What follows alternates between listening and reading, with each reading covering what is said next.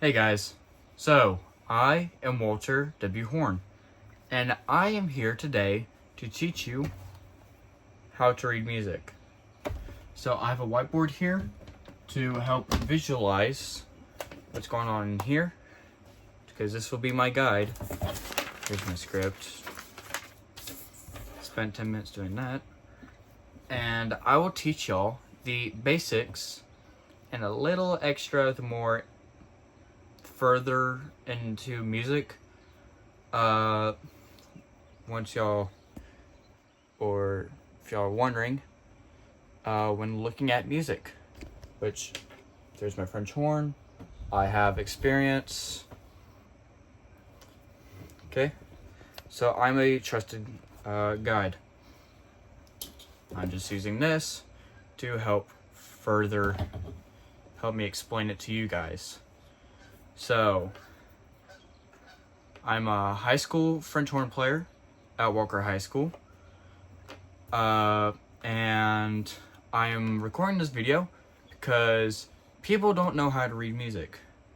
Or they look at music, they have no idea what they're actually looking at. So, that's why I'm making this video. So, subscribe to me if y'all want some more guides to hear me play, all sorts of stuff like that. So, let's get into it. So, music has an alphabet, which is A through G. It's backwards for y'all. Okay, so it's gonna be A through G. And once it goes to G, it repeats. So A to G, up and down the scale. So, with that is the musical alphabet. Now, we're going to be talking about clefs. So there are two different kinds of clefs. Okay, so you have the treble clef, which looks like this.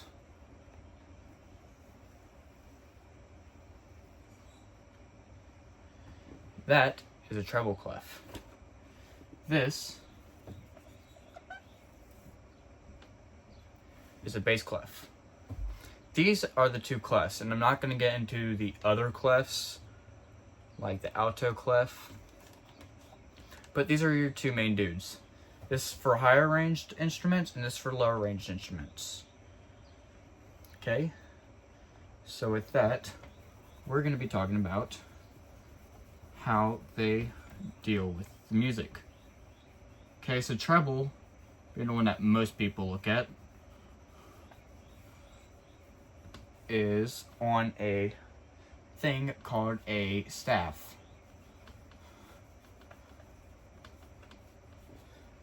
Which looks like this. Like that. And then you'll have your treble clef there. So you have all of these lines. This is called the staff. So, this bottom line here is called E.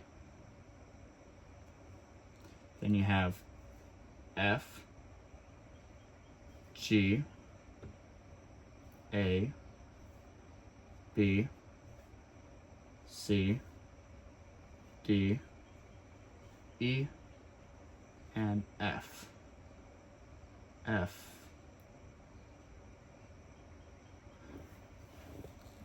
And then, so this is your in the staff. So a good way to remember is this is face going up. That's face. This middle line is going to be B. Top is F, bottom is E. Okay, and then you have notes below. So you have D, And this here is middle C on a piano. This is your divider between the treble clef and the bass clef. So then you have B, and then you have A. Now A is now the start of the bass clef. So it just goes down from there. So G, F, E, D, C, B, A, and then G. Just like that. Okay, so this is a lot to look at. But I'm gonna be sticking with the treble clef area so that it's not so hard. So look at this. Write it down somewhere. I don't know. I don't care. Okay, so now we're gonna be going over the different shapes or different notes. So first we have the whole note, which takes 4 beats. Then we have the half note, which is a whole note with a line. Okay, so this takes 2 beats. Then we have the quarter note, which is just the half note but filled in. This takes 1. Then we have the eighth note, which is a quarter note that has a little shoot. But these are usually seen as 2 that look like that. So these are half of a beat. But this whole one right here is 1 whole beat. We'll be talking about that later. Okay, so this one inside of a line would be all by itself and a thing of 4/4. Taking 1, 2, 3, 4, the whole measure. Okay, we're gonna be going over by a time signature of 4/4. We're gonna go over that later in the video. Okay, then the half note. So in the thing, it wouldn't be by itself because it's only 2 of 4. So that means that there'd be another one. Quarter notes, since it's 4, there'd be 4 of them. Now eighth notes, there'd be 8 of them. You're seeing a pattern here? So there'd be 8 of these and a staff, or a measure is what it's called, or a bar. So one thing and a piece of music, this whole piece is called a bar,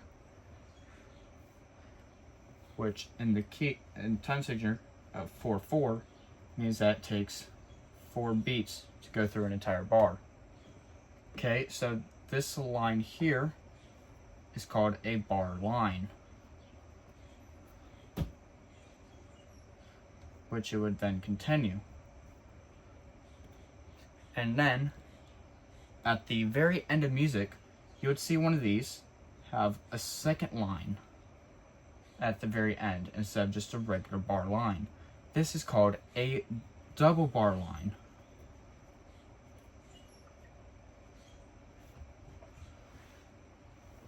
Which means that the music has ended. Okay? Stay with me now. Okay? Okay, so when you're looking at music, you might see things written like this, or things written like this. These things are called stems. And the thing about stems is they don't matter. They're just like that for organization's sake. So, stems really don't matter. Okay, they're just to identify what type of note it is. And if they're upside down or right side up, doesn't matter. That's just how it is written in the music. Okay, so now going off of this, there are things called rests, which is the point in which you're not playing a note. It is not a point where you just turn off your brain. Okay, you're always counting during a rest. So you might be wondering, what do the rests look like? So the rests are the same note lengths as the actual notes. They just look different. So the rest for a whole note looks like that. That is a whole rest. Then we have a half rest, which looks like a hat, which is a good way to remember what it is. Half, hat. Ha. And whole note, because it looks like a hole.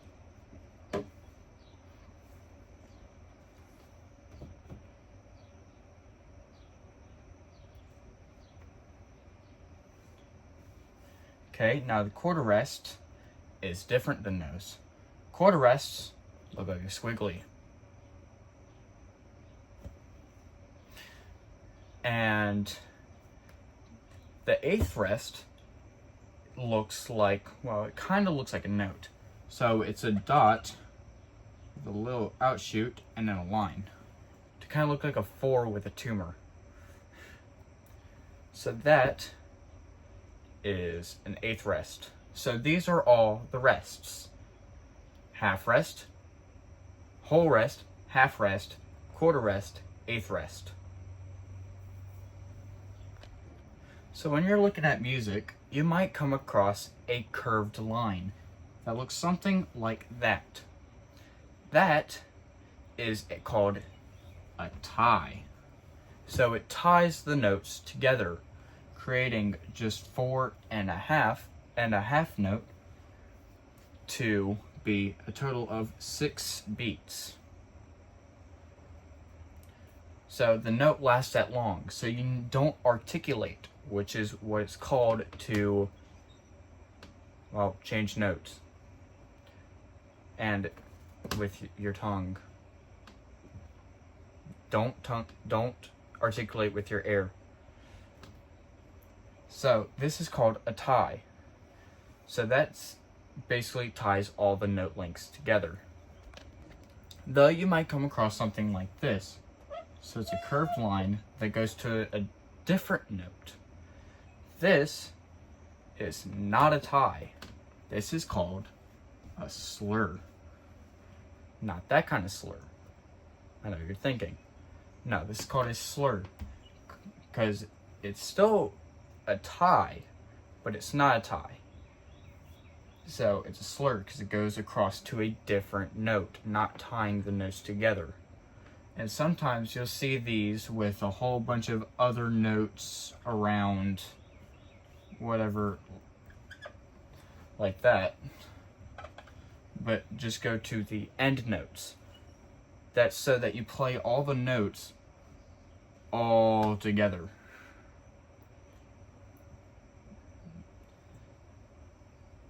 Slurs. Now you might also then come across dotted notes. So you might find something looking like this.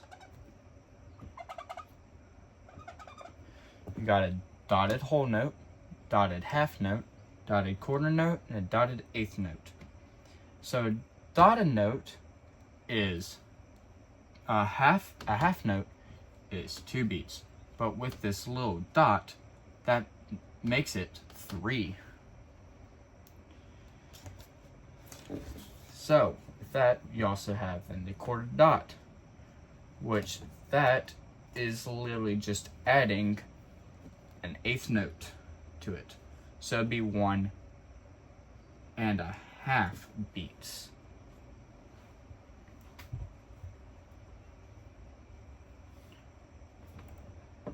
And then there's also double dots, which is a different story. So with the double dotted half note, it's actually 3.5. And this one, it's 2.5. But at that point, actually, I don't think that's correct. I think it's actually like,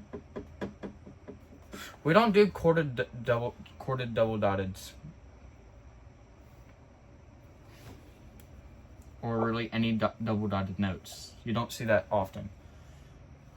But yeah, dotted eighths, you don't see that often. But dotted half notes, you might see once in a while in your career, which is literally just adding half its value.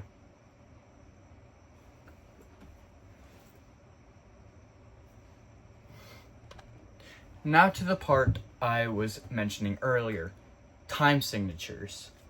These is definitely when the math kicks in.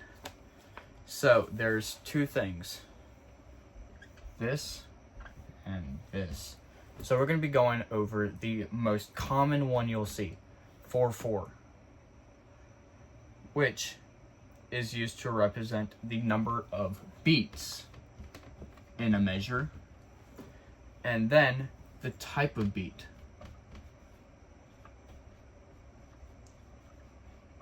Which for this is 4 equals the, wow, what has 4 related to it? A quarter note. So that means that every quarter note gets a beat. And there's 4 beats. Great way to learn it. But 4/4 is also seen as literally just being a C, which is called common time.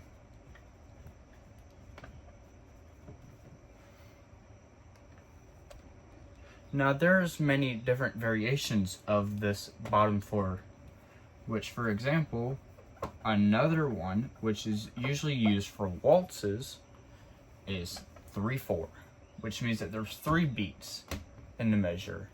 Another one for marches is 2/4, which means there's 2 beats per measure. Then we get into the crazy stuff. Welcome to 6/8. You might be wondering, 6/8, what is that? So 6 beats in a measure. And then what's 8? What goes with 8? Eighth notes. So that means that the eighth notes get the beat. So that means there are 6 8 notes. It's not that hard. And then there's another thing. This is 2/2. Which you might be wondering, what goes with 2? Half notes. The half notes get a beat. Math. Now we are in the world of key signatures, which there are 3 different things called sharps, flats, and naturals. These.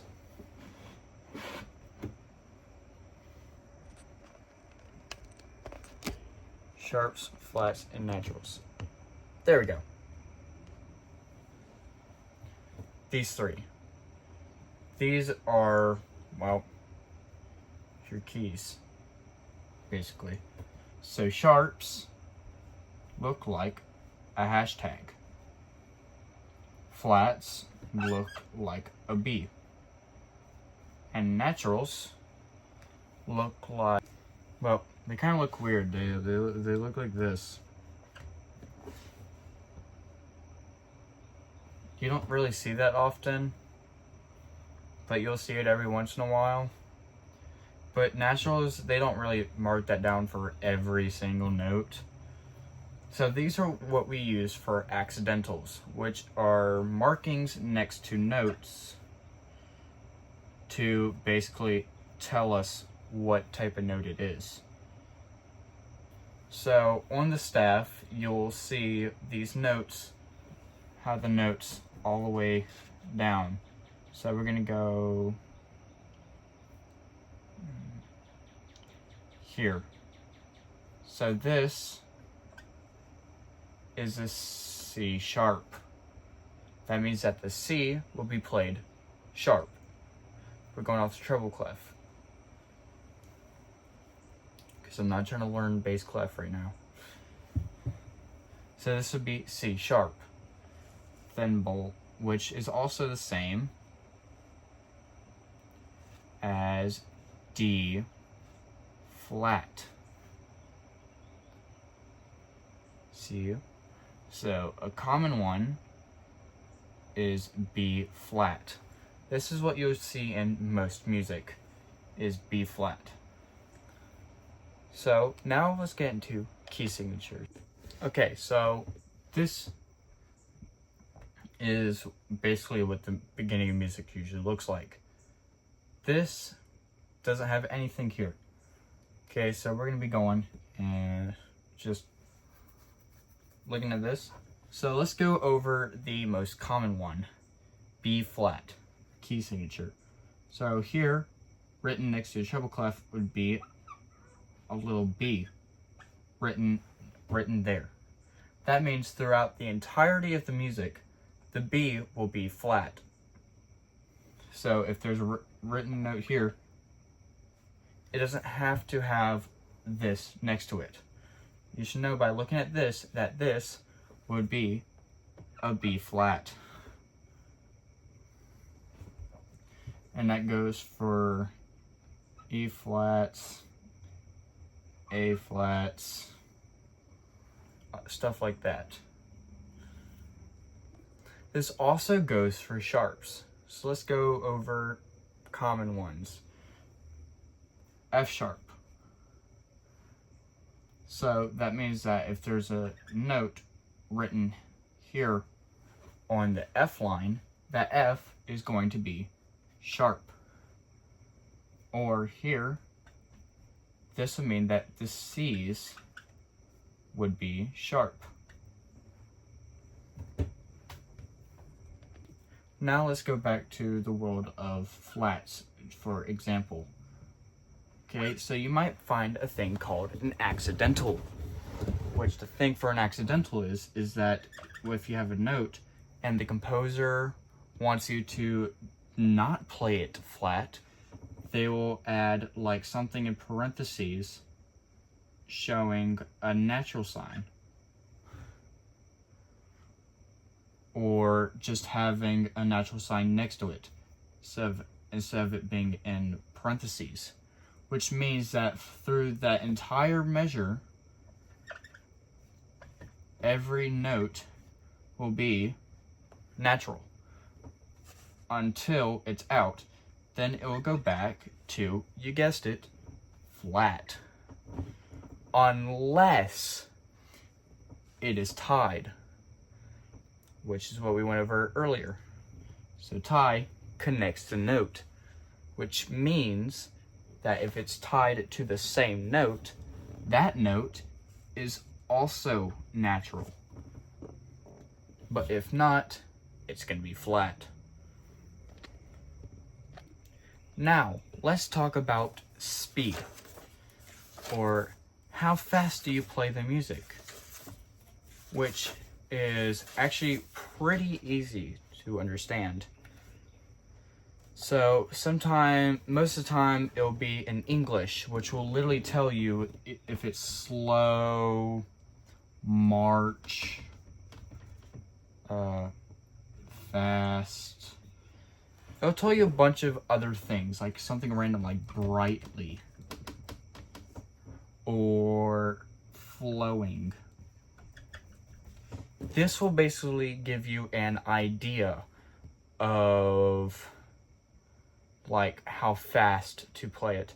Or sometimes it will actually give you something in the like top left of your music, which literally has a marking that has a quarter note or something, like a half note, dotted half note, eighth note, something like that.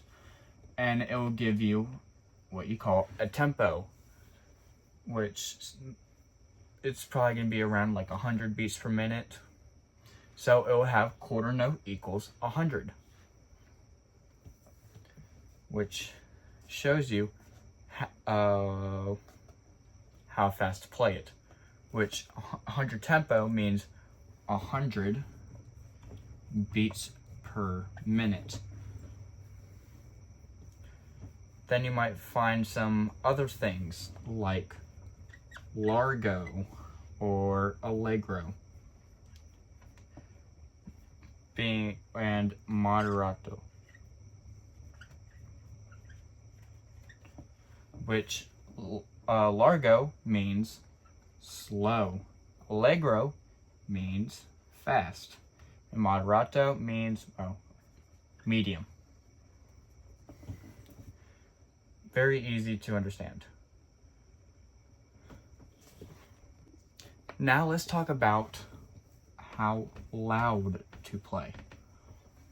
You might be wondering, how do you know what level to play? So there's 3 markings. You got piano, or then you have mezzo, and then you have forte. The 3 things. So piano being soft or quiet, mezzo being, medium, and then forte being loud. Now mezzo is paired up with these 2, so you might see a thing like a mezzo piano or a mezzo forte, basically meaning not really soft but not really loud. So basically the medium area. But then you also might find these things paired together like a forte piano, which basically means you start loud, then you drop down to piano until told to by a crescendo to get louder. Now there's 2 things, a crescendo and a decrescendo. So this one means that you're getting louder. This one means you're getting softer.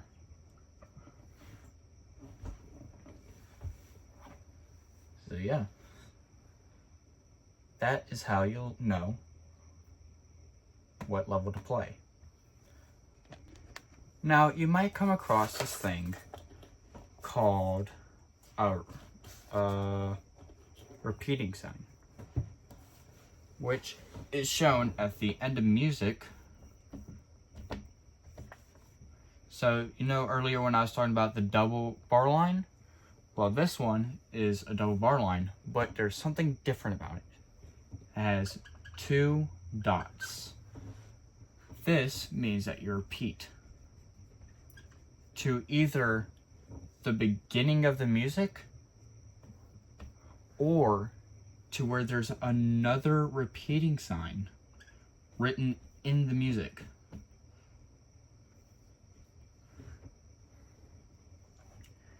And there's 2 different things too, because it might go on.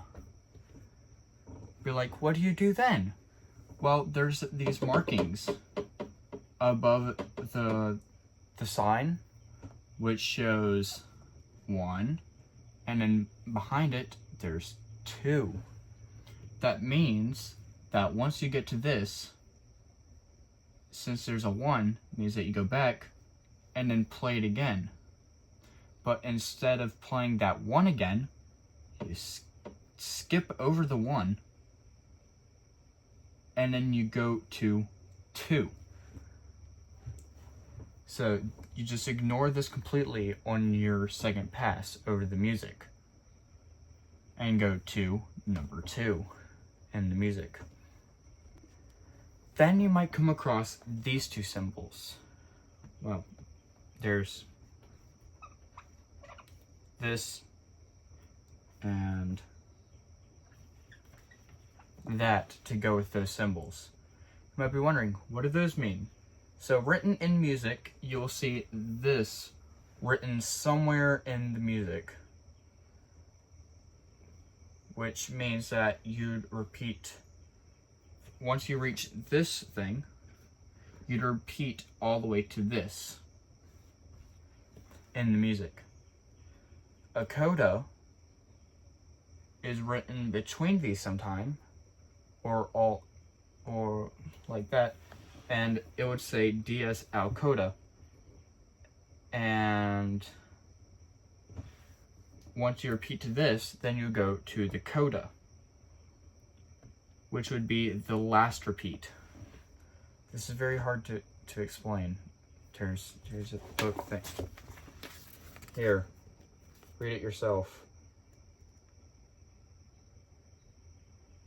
There. That's all I'm explaining. Okay, so one more thing for ends of music.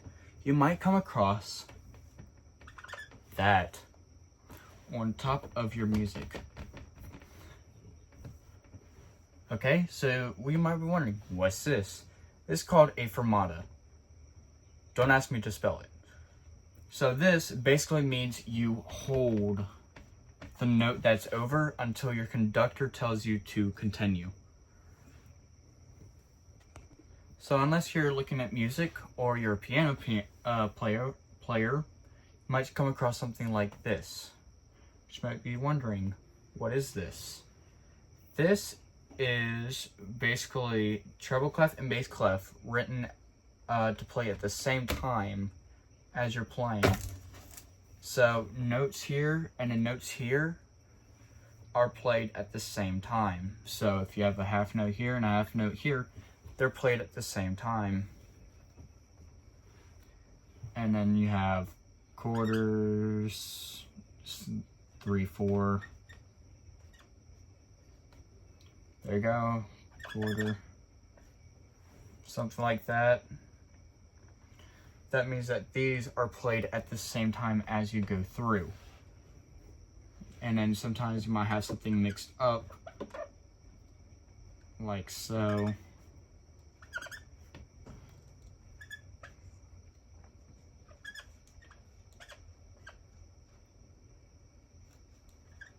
Like that. Doesn't matter what it says. You play the note links like this, but you play it through at the same time. I hope that makes sense to y'all. Now let's talk about chords. Chords.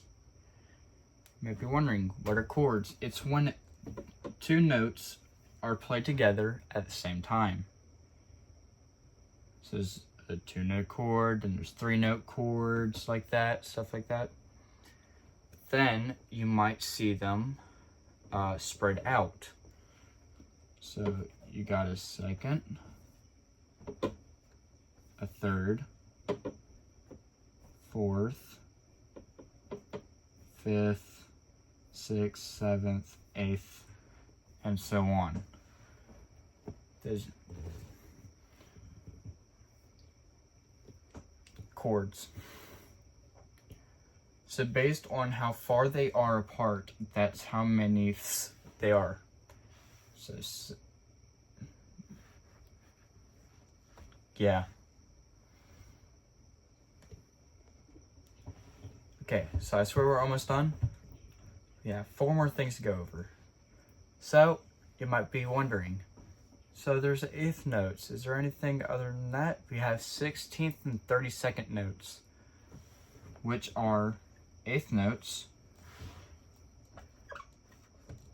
but they have extra bits to them. So this is 16th, is the 32nd note.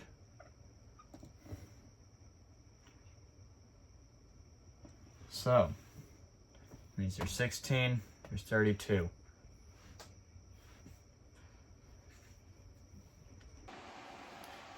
Okay, so my phone almost died. That would have been bad. So sorry for the quality lost, because I can't use this thing anymore. Anyway, we are almost done. Okay, so now let's go over triplets. So you have your quarter triplets and your eighth triplets. The thing between these is note lengths. So you know how these, so quarter notes, if there's 3 of them, usually means 3 beats. But for this, it actually equals 2 beats. And this, it would have usually been 1.5 beats, but it's actually only 1 beat, not 1.5.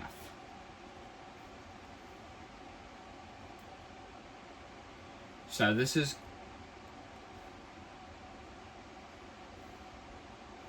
what's a good way to do this?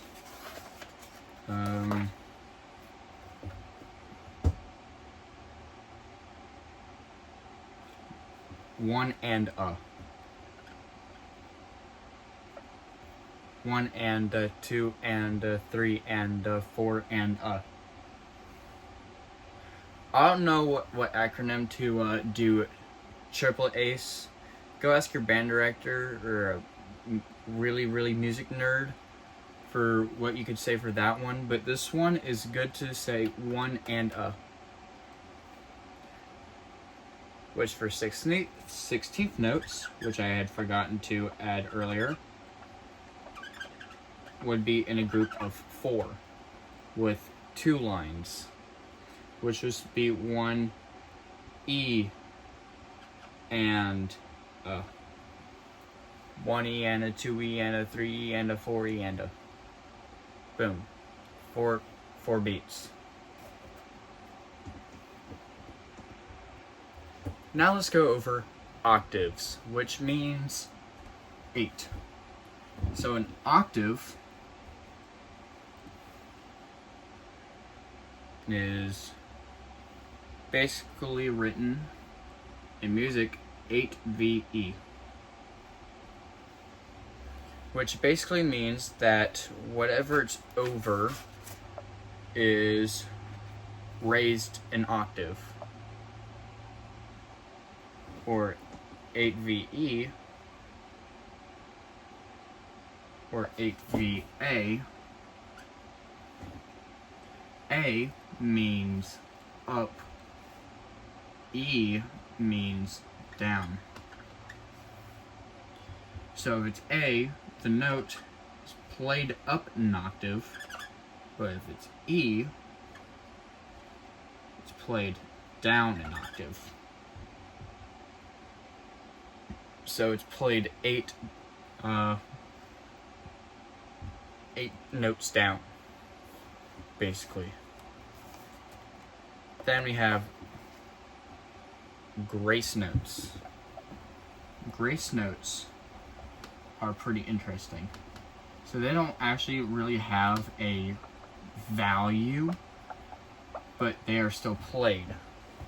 So it's just a small note written next to other notes that usually represents like an 8th note and tied, or 16th notes tied to it, or the 8th note has a slash through it, which basically means that it's swung, or it's just a really short note to play with it. But if it's 16th notes, that usually means that there's more than one note being played with the big note. So it would be like a da-da-da or da-da, which in the French horns would be written like a little squiggle up to a note, which is called a rip. But to other instruments, there's things called a trill, which basically is just a squiggly note over a, well, really any length note. That means that you wiggle the note, basically. So that is how to read music. Thank you. I hope you liked and subscribe, and I'll see y'all next time. Bye.